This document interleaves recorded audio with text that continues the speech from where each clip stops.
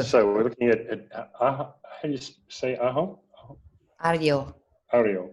Ario's chart. Like Aryan. Yes. Fish race. Yeah, yes. In Spanish they say Arho, but in Finnish we say Ario.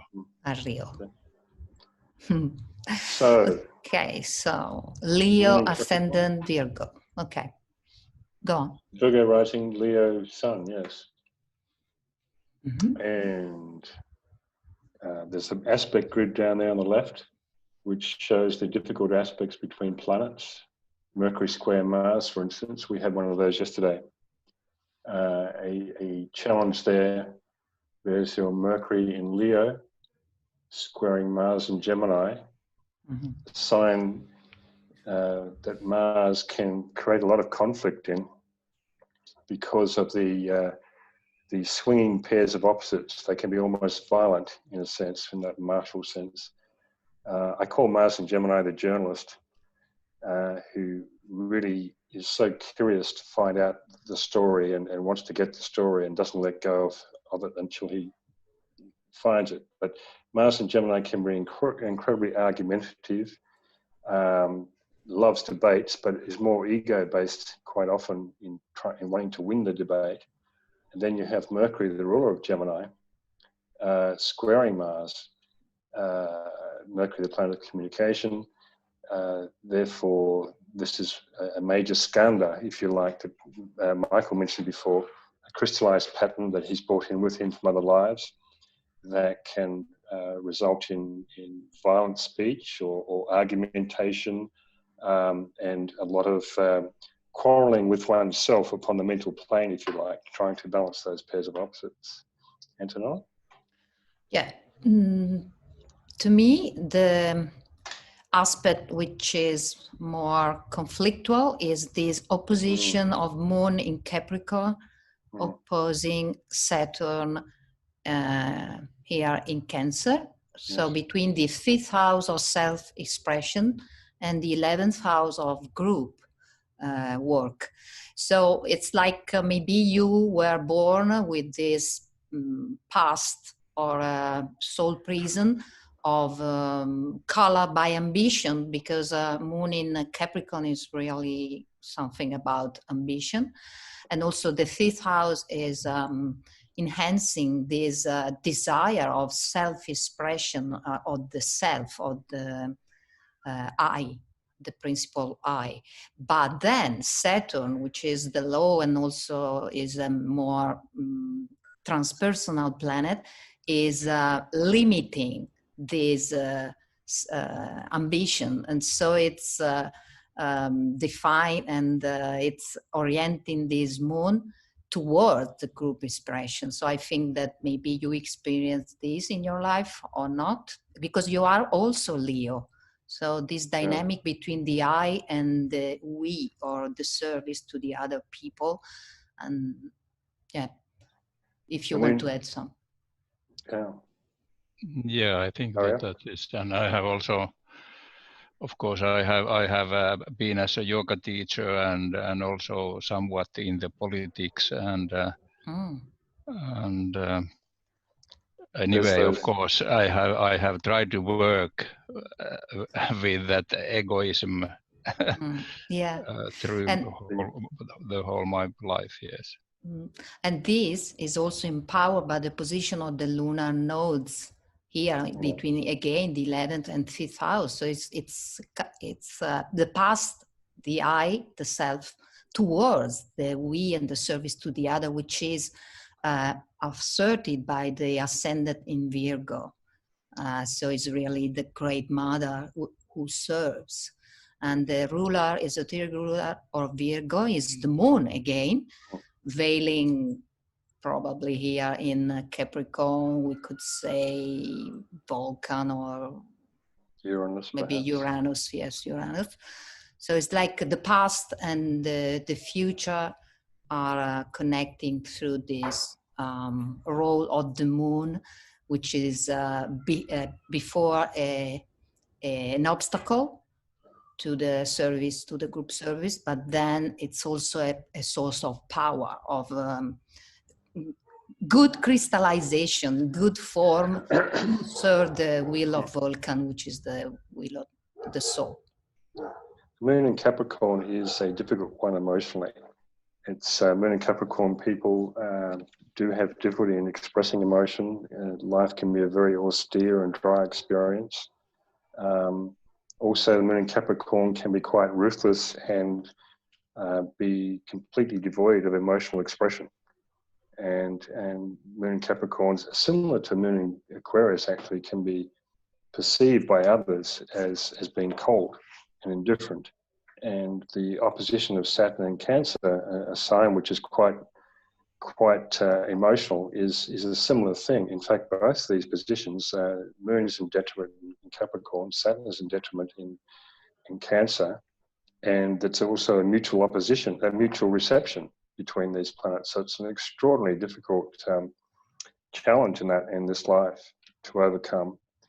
And yet it's also a very positive thing in terms of Saturn, the mind, controlling the emotions, the moon, exoterically speaking anyway. And then on top of that, Virgo, the sole purpose, with Mercury square to Mars, is one hurdle to get through. And when you mentioned politics, I was thinking immediately of those warring ideologies upon the mental plane. And then with Moon as the esoteric ruler, as Antonella said, it's quite a potent combination because both the rulers are in difficult aspect to other planets. But of course, without that tension to work from, we don't grow.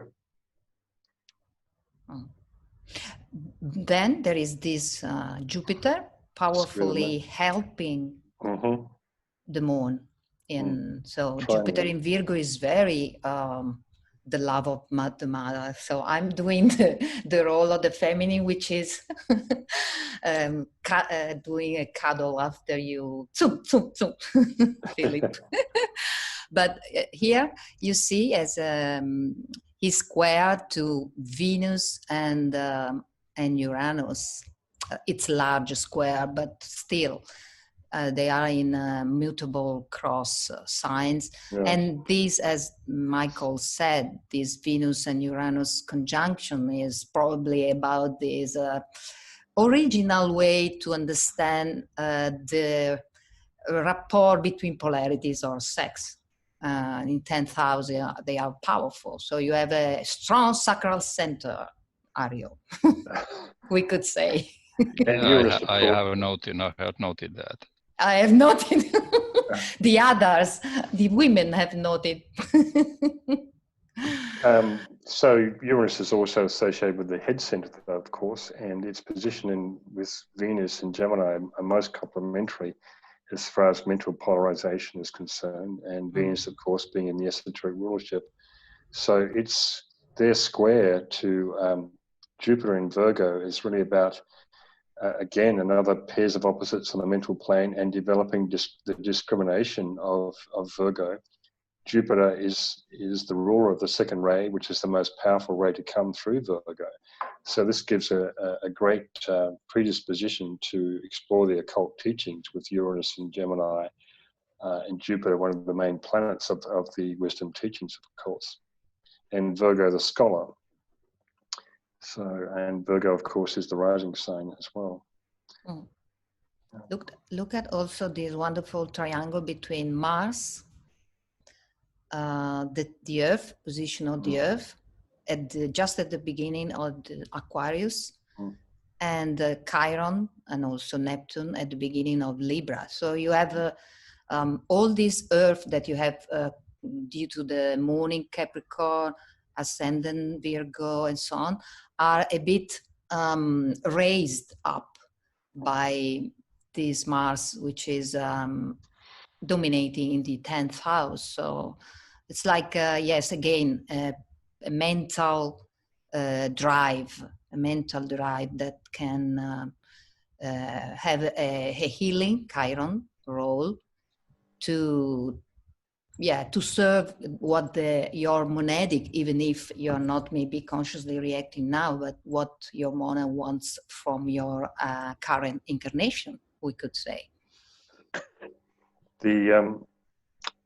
very strong personality there, of course, Sun Pluto in Leo, which can be quite the dictator or dictatorial, can be very arrogant, bossy, pushy, all those kind of things. And I'm going along here as far as Michael's hint about the planets. Of course, Pluto is a non-sacred planet. It's the ruler of the first ray of will or power.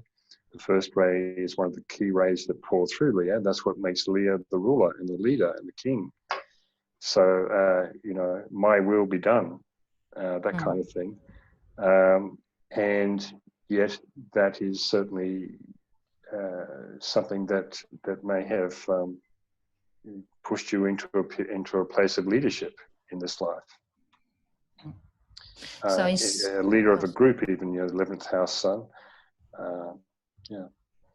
Yeah, so in synthesis, we could say that in this life you have been experiencing great conflict between the egoism and ambition towards the renunciation of that to serve, because you have this 11th house so rich, and because of this ascendant in Virgo, which is really serving the purity or pureness of substance, which is personality.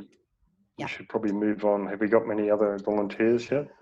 Yeah. Okay. Thank you very much. Let's give then room for others too. Thank you, Ariel. Thank you. So after him, I'm seeing. Last name? I'm looking for. To appear, good morning, the same yesterday, okay. I raised my hand. Tanya Belfort, thank you. Okay. Yeah. Oh, they want me to appear, okay. Yeah. Hello, Tanya. Hi. The Brazilians are saying hi to each other. Hello, Tanya. Yes. Hello. Good to see you again. Nice I to see did a you, reading Phillip. for you many years ago. Yes, and that's why that was a reading that changed my life. That's why I'm here right now, 12 years later. But just to give you my main concern right now, Phillip, I am very much in this conflict between my Virgo and Pisces. All right, and then what's my mission right now at this time of that I'm going through? You know, what is my contribution to Brazil? And I've been very much following your work about in your proposal to plant a world garden. I'm involved in this, and I'm also trying to develop in a very simple manner a holy sanctuary for Brazil. And I would like to know which, if Pisces would be the ideal energies, or Aquarius. Issues like that, not necessarily personal issues. I think I have pretty much handled them. If not, next life I have time to do so. I'm worried about Brazil right now. What is my main Well, I remember visiting you in Salvador. Yes. Many years ago. Yeah. And your community there. And of course, Brazil is a Virgo personality and was it Leo Sol, I think, isn't it? Yes, I think it's Leo Sol. Anyway, so you are a Virgo personality. You're a Virgo sun and moon. You were born just on the new moon and Gemini rising, with the sun moon squaring your rising sign. So the rising sign is about developing greater communication skills, balancing the pairs of opposites upon the mental plane again, perhaps not being so less Virgoan in terms of the meticulousness and the focus on small detail, and being opening more up to the Gemini sort of flow of that's not necessarily so discriminating, but it can connect to many disparate.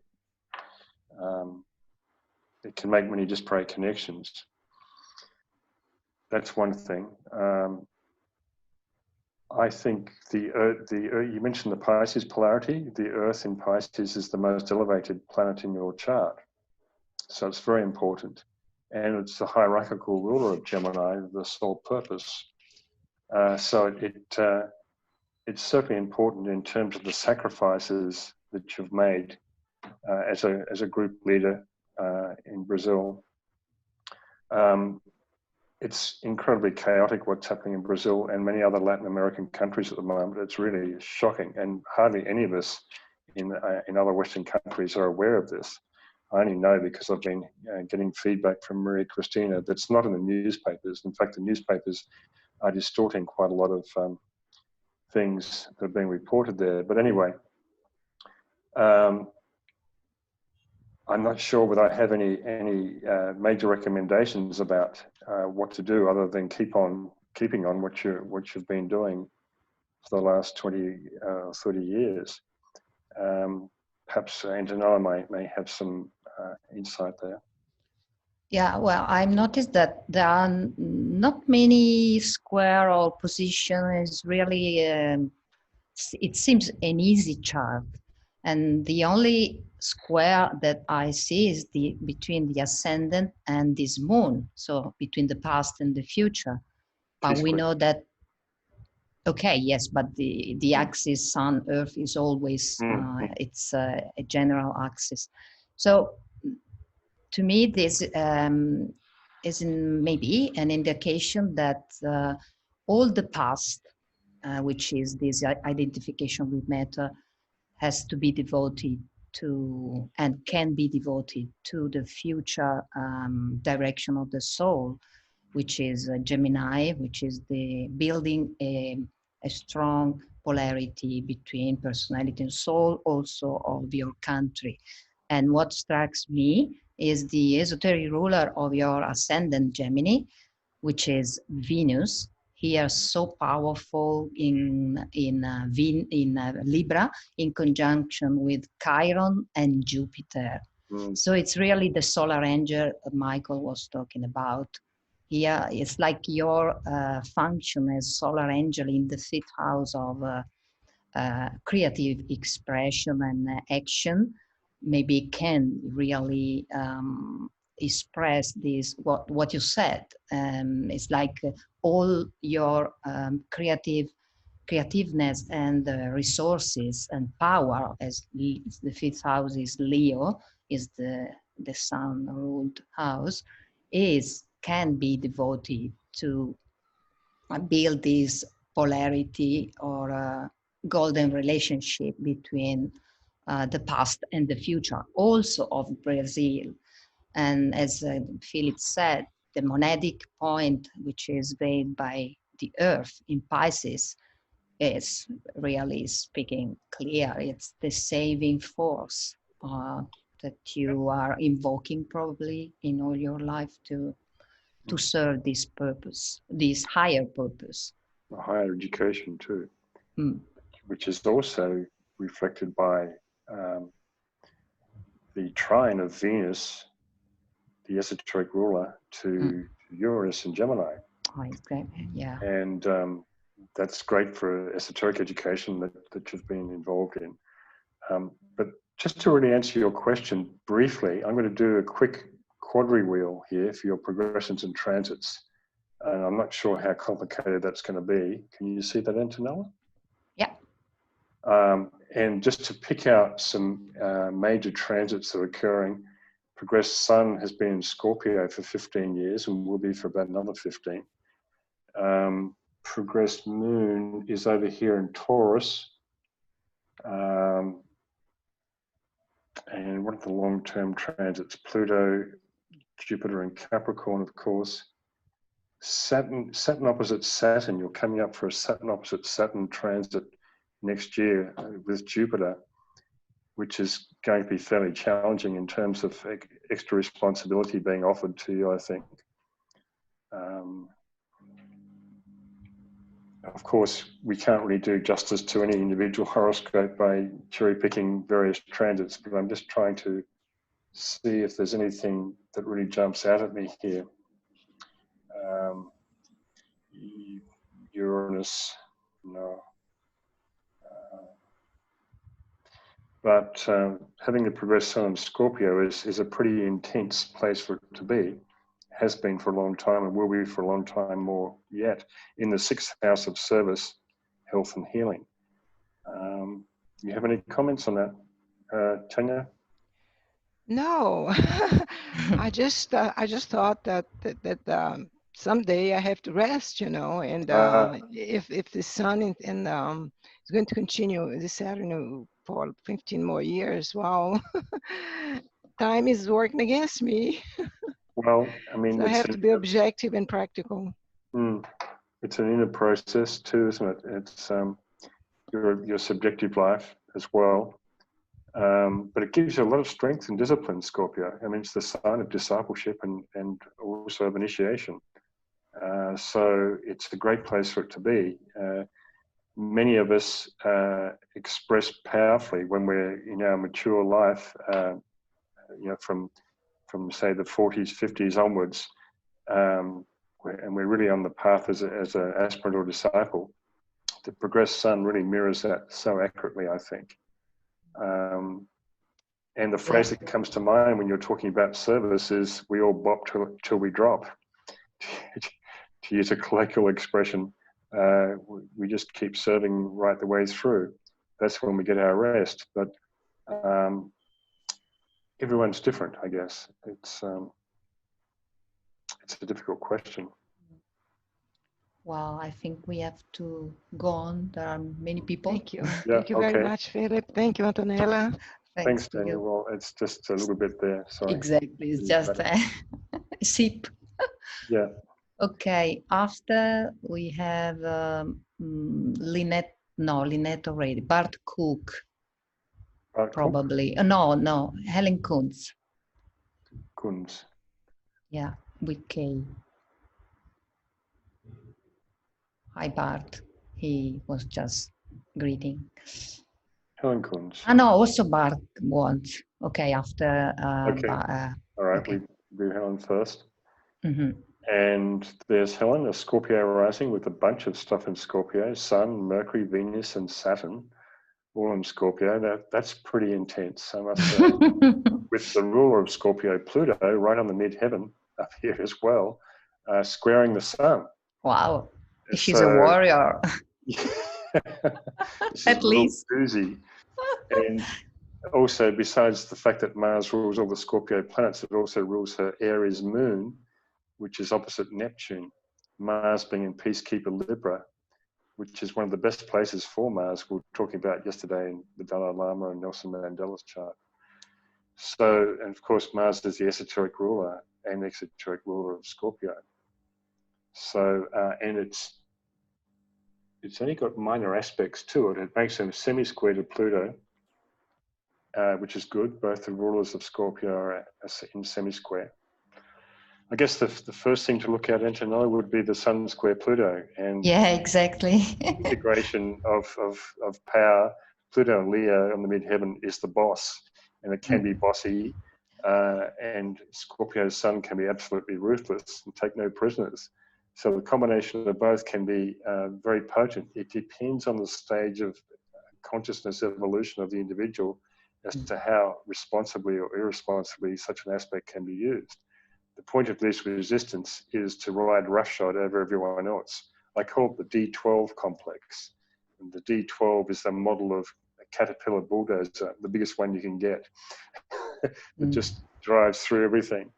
So that's one aspect of it.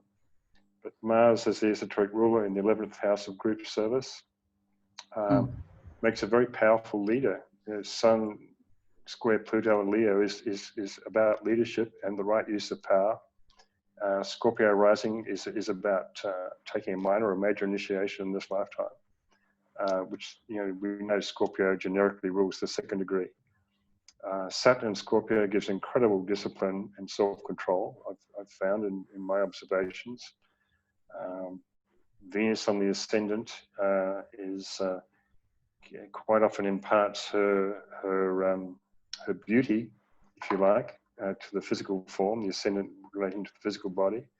But at the higher level, Venus is also about about the development of the Buddhic principle of intuition. And its proximity so close to the ascendant has, and as Michael was saying this afternoon, the Venus has so much to do with the soul, is a very potent factor here, I think.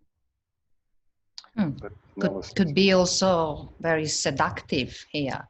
Oh yes, it's the femme fatale. Venus in Scorpio is the femme fatale. Yeah, but for the proximity of Saturn is restrained. Yes, yes. This power of seduction. The old textbooks, oh sorry, I was just going to say the old textbooks used to say that Venus in the 12th house is secret love affairs. But we don't want to know. And another source of conflict we could see here between the Moon and Uranus.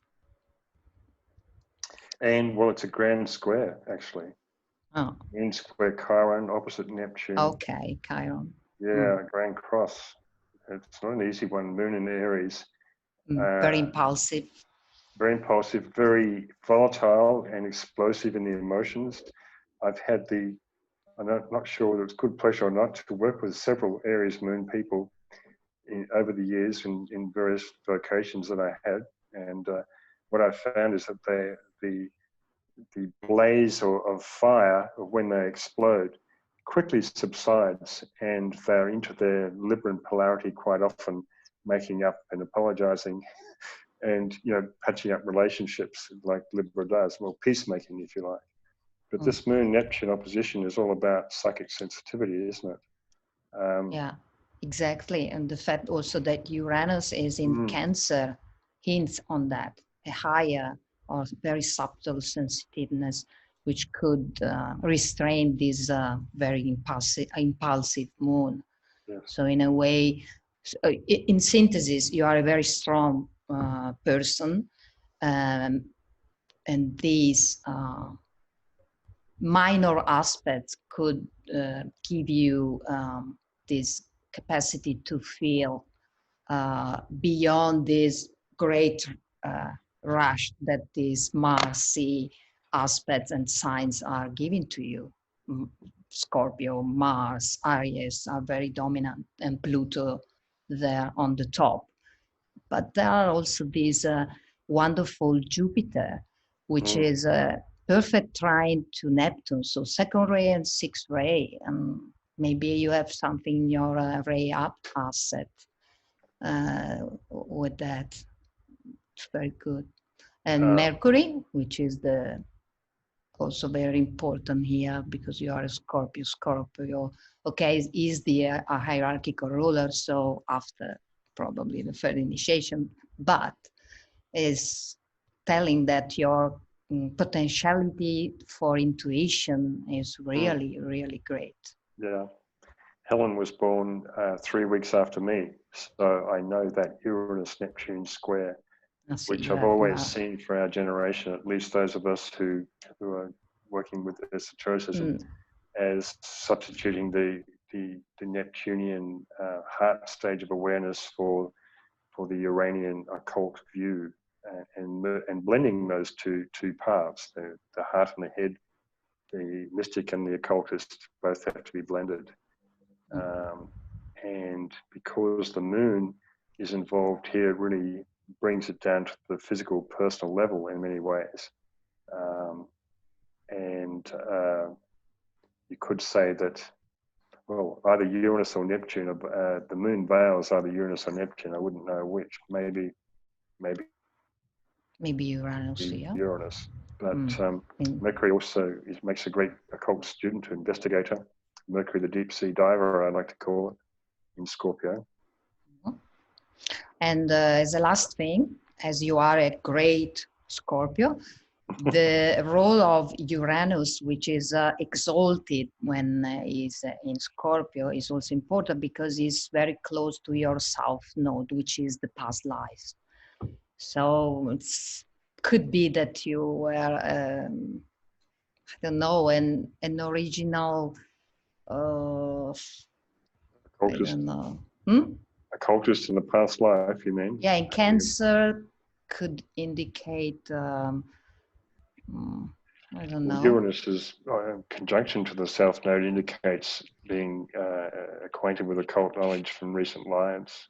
Yeah, but Cancer also adds some community probably, or well, maybe you were in a community, and now you have to point to Capricorn in 3rd house, the rulership of a strong also mental body and knowledge.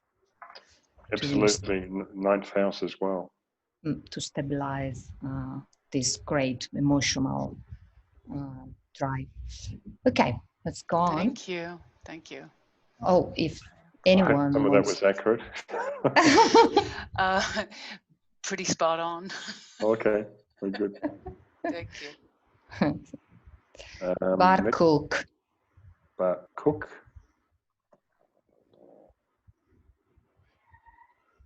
He's not there.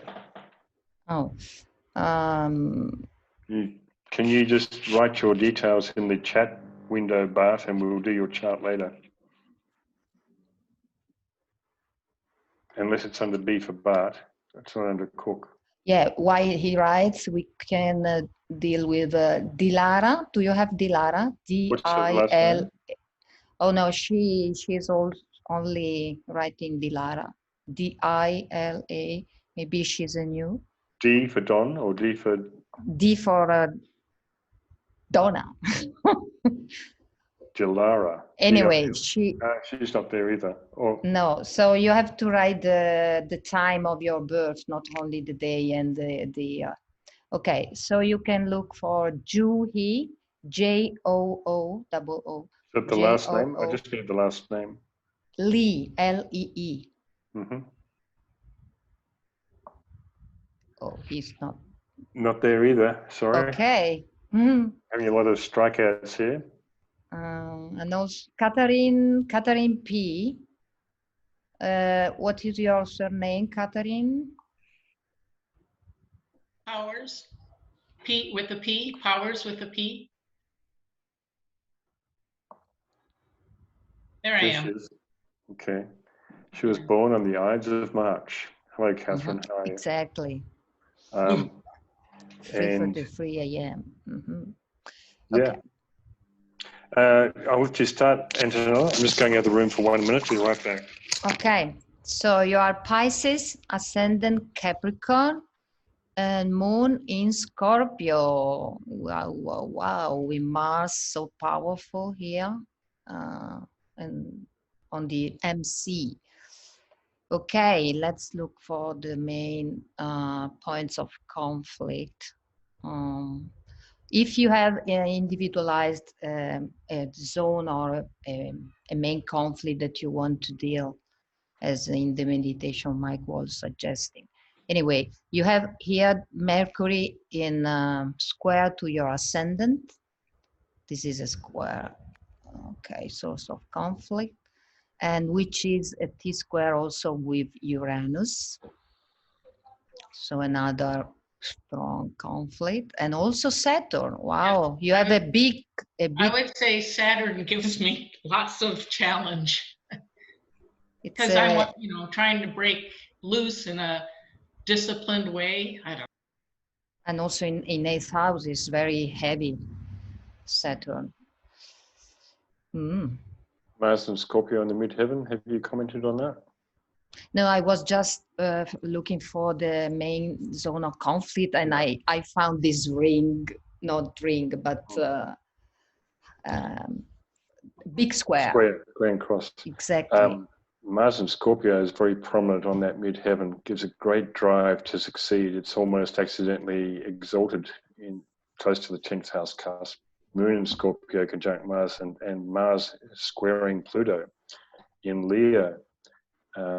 Both of these, the combination here is a major emotional one for transformation of the emotional body. We know that Pluto rules the base chakra, but it's also associated with the solar plexus.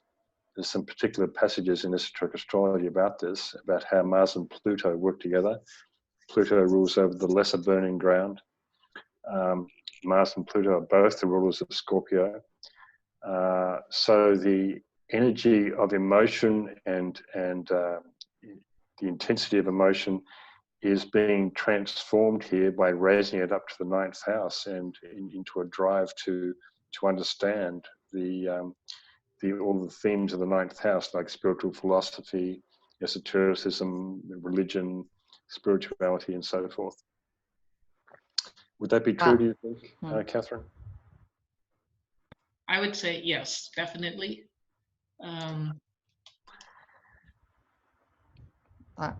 Oddly, I professionally was in healing, but I feel more like philosophy is my true calling. Okay. In fact, I was just seeing this Chiron in opposition to Uranus in the 6th house, which is about working, and I was thinking, so to me, this chart is like, either you have suffered very much or you have seen many suffering people, because it's really Pisces, Capricorn, and this moon in Scorpio, and this Saturn in the 8th house. So it's really about transformation, suffering. But this Mars so strong, which is normally exalted in Capricorn, which is your ascendant, is saying that you chose very decisively.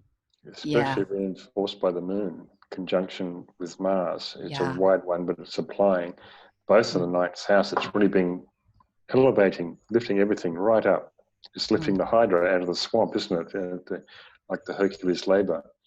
Into the realm of mind and understanding that gives you objectivity on the intensity of the emotions. And with Capricorn rising, another side of initiation like Scorpio, maybe even more so generally, there's certainly some minor or major initiation that you've gone through in this lifetime or will go through. At the moment, you have Pluto, Jupiter, and Saturn all going backwards and forwards across your ascendant for the next couple of years. So it's, Capricorn is a sign that really suffers from crystallization, and Pluto is destroying that on a global scale at the moment, and likewise in the microcosm in our individual charts. So that's a pretty important factor. And also the fact that the esoteric ruler of the ascendant Saturn is in the 8th house, it tells to me that you felt strongly this responsibility to deal with suffering of yourself or of other people, because it's really tough. This Saturn is about death and resurrection, and also this north solar node in 7th house. It's like and Pluto in 7th house in Leo with this great square to Mars. It's like suffering from relationship, but the future is this north node in at the beginning of Pisces, which with the Venus so close. It's like, okay, your future, your liberation, or the liberation of your taking care people is about brotherhood and freedom and solidarity and help and compassion. This is the word. Compassion is of everybody, of course, but in your chart in the 1st house where you have the North Node and Venus, tells me that it's like a solution also, because also the ascendant in Capricorn is very initiatory in a way. Yeah. And the Grand Cross is sorry. No. The Mercury opposite Saturn is amazing. Mercury, the esoteric ruler of Aries, opposite Saturn, exalted in Libra, is really this manifestation of ideas, the blending of mind and intuition, because Mercury is Buddhi in Aries. And Saturn is the mind exalted in Libra. So it's not a T-square, it's a Grand Cross, is very much about blending those factors. Then you have the Chiron Uranus opposition. Uranus is squaring to Saturn is about going beyond the Saturnian ring path knot, and Chiron is traditionally the bridge between Saturn and Uranus, the key to the outer solar system, so to speak. So, yeah. Look at this IGM Mercury healing again. In what sort of second healing house. did you do, Catherine? Catherine, did you hear what I said? I'm sorry, what was the question? What kind of healing did you used to do? I'm looking at that Pisces sun as a very healing factor. I'm a retired cardiologist. So I saw, yeah, I thought I was done with some of the suffering, but now with this virus, I know the intensive care world, even though I'm not on the front line. Right. So that could be why I'm so emotional right now. It's interesting that you had, Leo rules the heart, and that Pluto in Leo is so prominent with a square to Mars in Scorpio. Anyway, I think we probably will have to move on to the next. But thank you. I'll have to follow up. This is fabulous. Thanks, Catherine. Well, let's see. Do we have Bart Cook? It's June 7, 1950, and 5:17 p.m. Hang on. 5:17. 5:17. Where did you born? Where were you born? Were you born, Bart? MST. What does it mean? Oh, it's the 5:17 p.m. No, I need to know the town where he was born. Yes, and there is not, so I can't tell you. Well, we can't do the chart. Yes, but now he's going to write. Okay. Be patient. Be patient. Ogden, Utah. Ogden. O-G-D-E-N. Ogden. Okay. Ogden, Utah. Yes. All right. 7th of June, 1950, 5:17 p.m., correct? Yeah, you wrote MST. Right, okay. And I'll just save that to the file. And I think I met you before, Bart, at one of the conferences. Scorpio rising. Plenty of Scorpio today. Whoops. I just dropped my monitor. Okay. Whoops. So moon in Pisces. Yep. Okay. Moon in Pisces. Sun in Gemini. And ascendant Scorpio Scorpio. rising. And the main tension here is look at this Saturn Sun square. Would you like to comment on that, Antonella? No. Okay. Well, whenever I see something Sun square Saturn, it's all about the integration of Saturn into the mental body component of the threefold personality which the Sun represents. So you have Sun in Gemini, which is a very mental sign, quote unquote. Squaring Saturn in Virgo is all about developing discrimination, because Gemini is probably one of the most undiscriminating signs of the zodiac, whereas Virgo is the most discriminating sign. So you have Saturn in the mind in the Saturn-ruled decadent of Virgo as well. Very, very powerful.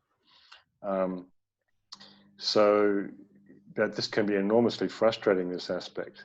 It can have to do with father issues, Saturn representing the father, and the Sun also represents the father to a certain degree. Yeah. So, but it's an incredible point of tension for great growth, I think. In fact, it's a T-square if you include the Earth in Sagittarius, opposite the Sun. And also Moon, even if it's not totally in square, but is in Pisces. So also the Moon is interested in this dynamic. So a Sun square Saturn person can be have a lot of low self-esteem, can be someone who has had a dominating parent or father quite often. but the key thing is about developing independence, mental independence in many ways, which Saturn represents. And then there's the Scorpio rising is really about understanding one's power that flows from that gained independence, I guess. So you have Mars in late Virgo up there in the 11th house as the esoteric ruler and exoteric ruler. And it squares Uranus, in fact, over here in Cancer. Michael's just saying we've got 20 minutes. Okay. Thanks, Michael. Oh, it's flight.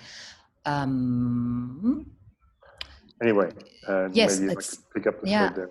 Just a quick thing that this moon, which is so influential, and this unstable sun in Pisces could be at the beginning when you were young, that can, as Philip said, stabilize and also the fact by this Saturn in Virgo, but also Mars in Virgo is very, I call it the surgical,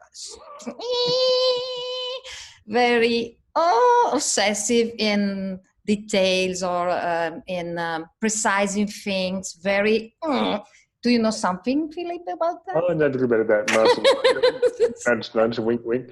I speak from experience here. Mars in Virgo is actually one of my best tools for writing.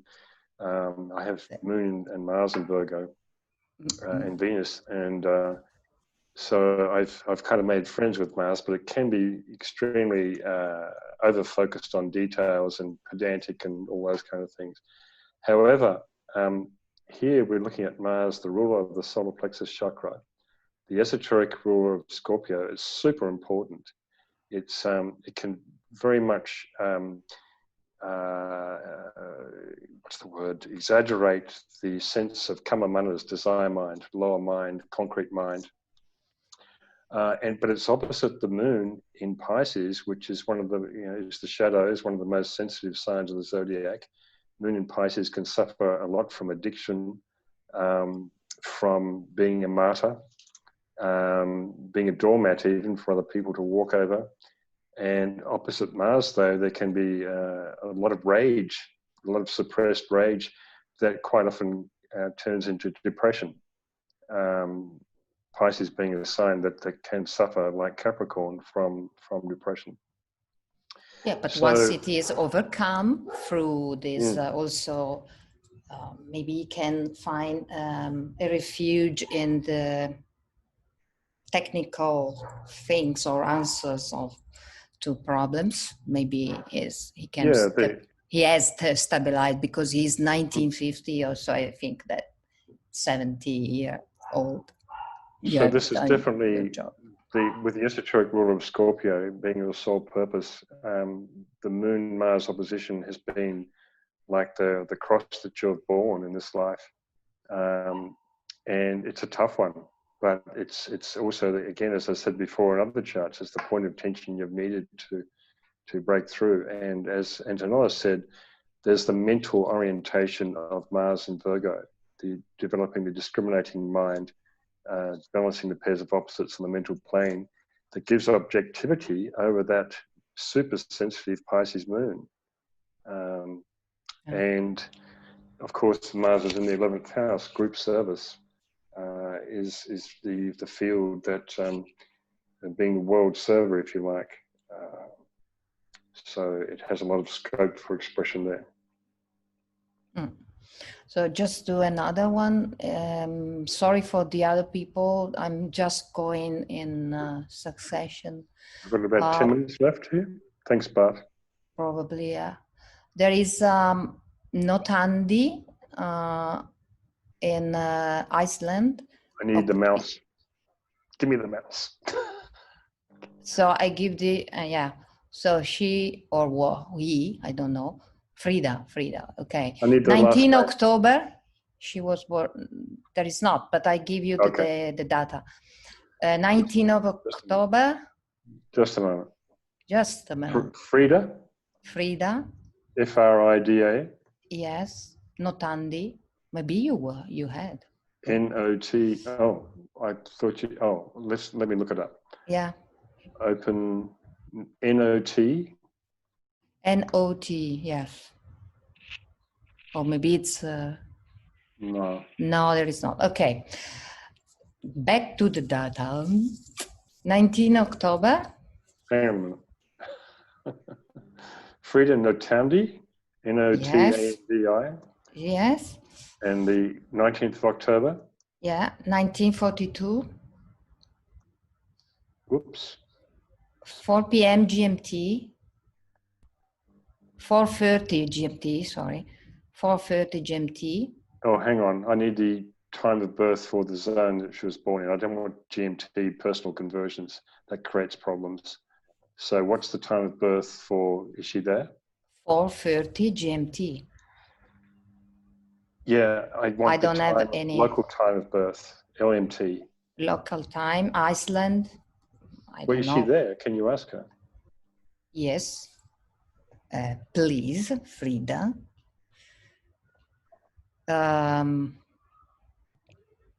Local, it was, she writes, 4:30 p.m. Hello. Hello. Do you hear me? Do you hear me Yes. now? Yes. Okay. I kept writing in the chat box. Yes. Yeah, yes, but okay. we need the local time you were born. It's not the same as GMT. Yeah, local time was. Local time was 4:30. Yeah, I get you. Thank you. Okay, 4:30 a.m. Yeah. No, PM. PM. Okay. 4:30 p.m. Right. And the town is Reykjavik? No, Akranes. A. K. Yes. R. A. N like Napoli. Thank you. A-K-R-A-N? Yes. E-S. E-S, yeah. Okay. Iceland. Yeah. All right. WAT plus 1 hour. Well, we'll see. Do you know your rising sign, Frida? My rising sign is Capricorn. And we got Pisces here. Huh. So we got the wrong data. We're going to waste a fair bit of time here. I'm just wondering if anyone else is waiting. Oh, I needed so much to advise, to have advice. Well, we're not getting the right chart here for some reason. Have we got that name spelled correctly? Akranes? Akranes, yeah. Akranes? Yes. 4:30 p.m. Yeah. Yes. GMT was 4:30. She says that it's GMT local time is the same in Iceland. Yeah, it was the same. So we're getting Pisces rising. Oh my God. So whoever did I've had my chart made several times, and I always get Capricorn rising. So maybe there is something just check wrong. Twice here. With an uncertain time here, well, I'm just wondering whether we should move on to the next chart and you get this done tomorrow.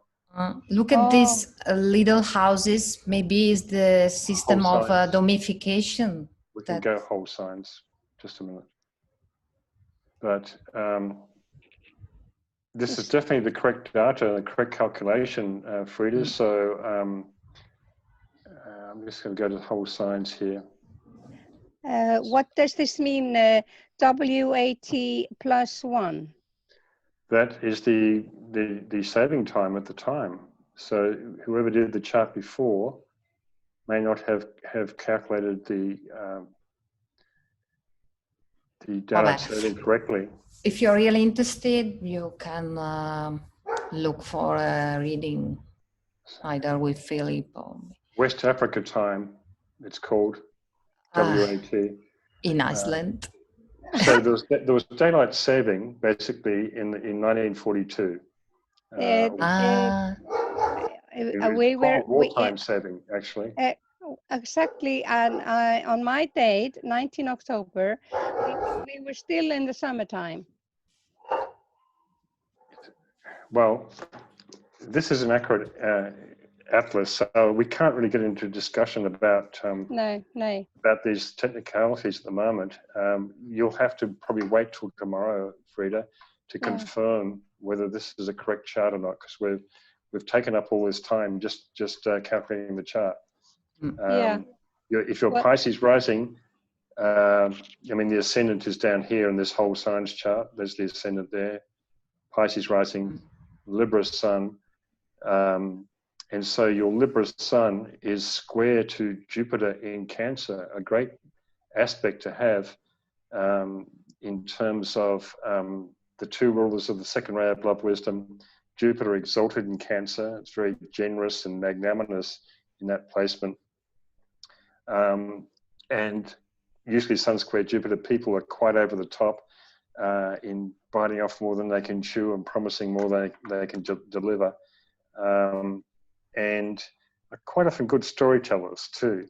They can kind of weave a little bit of exaggeration into the story to make it nice and spicy. Anyway, that's one of the squares between the planets that we're looking at in this series of commentaries.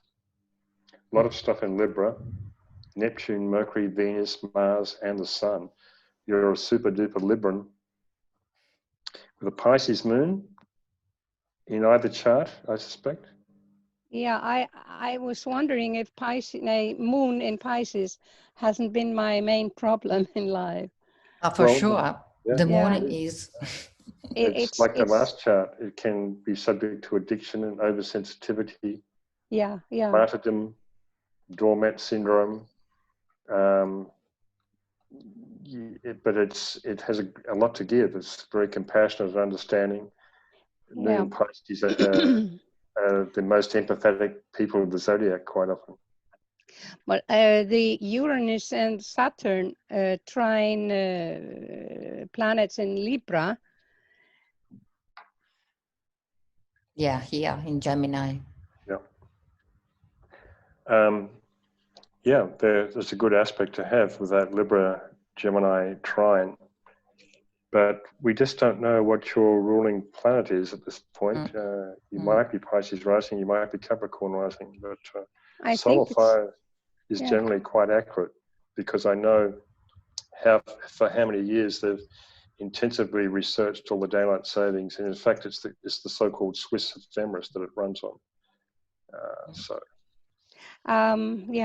Maybe we can just do quickly another person. Yes, I think we've got time for one more. We're going to have to move on, Frida. Sorry. Yeah. Okay. Some I just want to tell you that, for instance, in astro.com, I come out with Capricorn rising. Yeah. You may want to call them, write to them, and mention this discrepancy about West Africa time +1. Okay.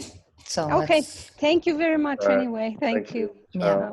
So there is ASA Wilder, WIL. Look at. You give me the surname? The surname, I think, is WILDER, and Wilder. then there is ASA. Asa Wilder. And she's not there. Okay, so. I'm here. Now I'm in the list. We don't have your chart. Okay, September 26, 1979.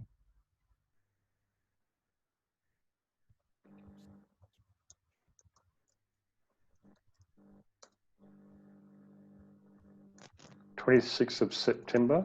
Yes, 1979. Oops, just a minute. Where did that go? Time?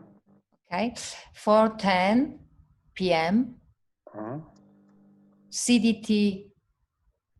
No, where's the place? What's the name of the place? Big Spring, Texas. It automatically. I can be your secretary. I feel a bit. Big Spring, where? Texas? Texas. Okay. Yes, because it automatically picks up the time zone when you put in the place. So, this is female, and I will save it to the file. 41 years old. Okay. Almost. And that's correct. Oh, we've got the whole signs system. I'm going to change it back to a different house system again.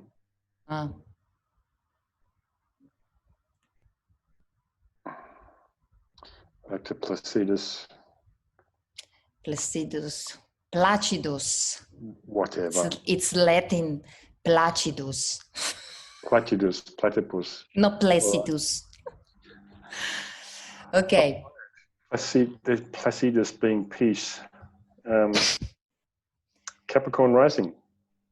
Libra sun, moon in Sagittarius. Good mix. A good mix indeed. And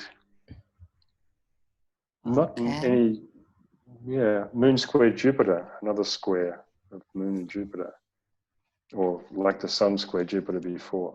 I have moon square Jupiter in my chart, different signs, and I know how over the top it can be, especially with regard to the fact that the moon in your chart is ruled by Jupiter. So the square there in the last degree of Leo is very powerful. And of course, it's conjunct this fixed star Regulus, and must give an incredible interest in the wisdom teachings and philosophy in general. Moon is approaching a conjunction to Neptune, the mystic and the visionary in Sagittarius as well. But you have Uranus in Scorpio exalted on the mid-heaven. What a great place for it to be. As far as, again, this development of the more occult mental polarization as opposed to the more mystical visionary aspect. Michael was just saying 3 minutes to go. Yeah, there is this important square between Neptune and Saturn.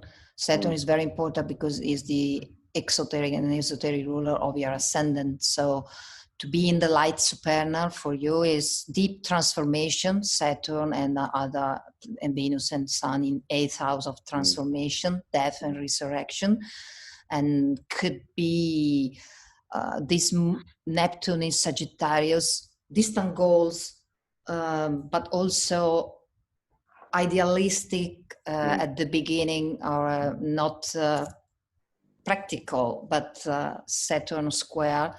It's like you have to transform this evasive, maybe Sun in Libra. All is good. No, it's not all good. No, peace, everything's fine. No, it's not. Also the Venus here in Libra. You need probably in this, you need in this life a great transformation of your idealistic values to go towards what is real. I don't know if, but this Jupiter strong in conjunction with Regulus is indicating about law, and Saturn is about law. So the right law, the right. Saturn in Virgo can be very pedantic too. It can get caught up a lot in the concrete mind if it's not careful. It's in its own Saturn-ruled decadent again, and squaring Neptune is the blending of mind and the emotions, or the vision of Neptune, the visionary, in the sign of the visionary, Sagittarius. So the square between the two is quite dynamic, I think, with blending those two extremely mental discriminating forces of Saturn and Virgo with the visionary nature of Neptune and Sagittarius. Neptune and Sagittarius is the vision quest, going off from the vision quest, maybe into the outback Texas somewhere. But you're another Capricorn rising, and you've got all these planets going backwards and forwards across your ascendant for the next couple of years, which will be, it's very initiatory in many ways, having Capricorn rising and then having the ruler of the rising sign Saturn and Pluto and Jupiter all activating it incredibly for the next 2 years. Big opportunity. Yeah. So this prison of the soul, which is more in Sagittarius, which is the daily life is not enough for me. The real world, the real life is always somewhere else.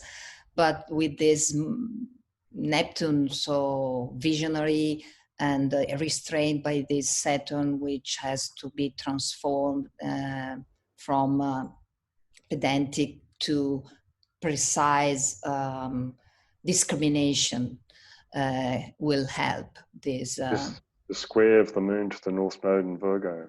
Exactly. And the moon in Sagittarius can quite often shoot off at the mouth. Those arrows can go off left, right, and center. And moon in Sagittarius people can be very loud too. They can be really in your face, quite often just standing that far away from you.